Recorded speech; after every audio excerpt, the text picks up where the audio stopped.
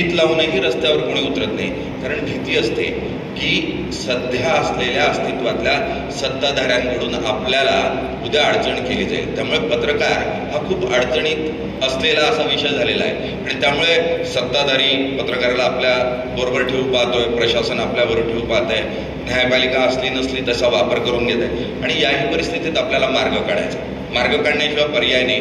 जर तुम्हाला पत्रकारिता आणि लोकशाही जिवंत ठेवायची असेल तर आपल्याला या ठिकाणी स्वतःसाठी म्हणून मार्ग शोधावा लागेल. इतकंच नाही तर तुषार एकीकडे अटक होते, ते कारागृहात जातात, ते दोषी असतील, आपण त्यांना पूर्णतः क्लीन चिट देण्याचा अधिकार आपल्याला नाही, आपण त्यांना क्लीन चिट देऊ नये. पण ज्या स्वरूपामध्ये त्यांना अटक करण्यात आली, एखादी गुन्हा दाखल होतो आणि त्यानंतर 15 मिनिटांमध्ये एखाद्याला अटक होते, हे कसं शक्य आहे?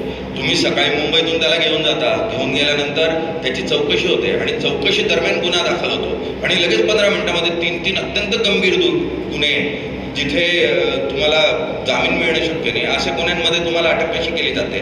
असा प्रश्नही उपस्थित जर आपण करू शकलो नाही तर निश्चितपणे आपणच आपला जीव ठेवतोय आणि ते करणं अत्यंत गरजेचं आहे.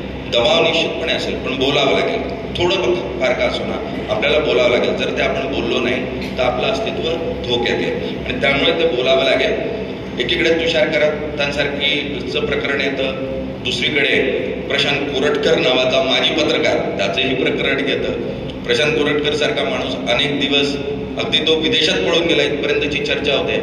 इतक्या 2 टोकांवर पत्रकारिता केली आहे. म्हणजे एकीकडे काही करू पाहणाराही कारागृहात जातोय आणि खूप काही करूनही एखादी जण कारागृहात जात नाही, अशी परिस्थिती आहे. त्यामुळे आपणही आपल्या व्यवसायाला आत्मचिंतन मनन करण्याची गरज आहे, कारण या दोन्ही प्रवृत्ती आपल्यातल्याच आहेत आणि त्यामुळे आपल्याला विचार करण्याची गरज आली.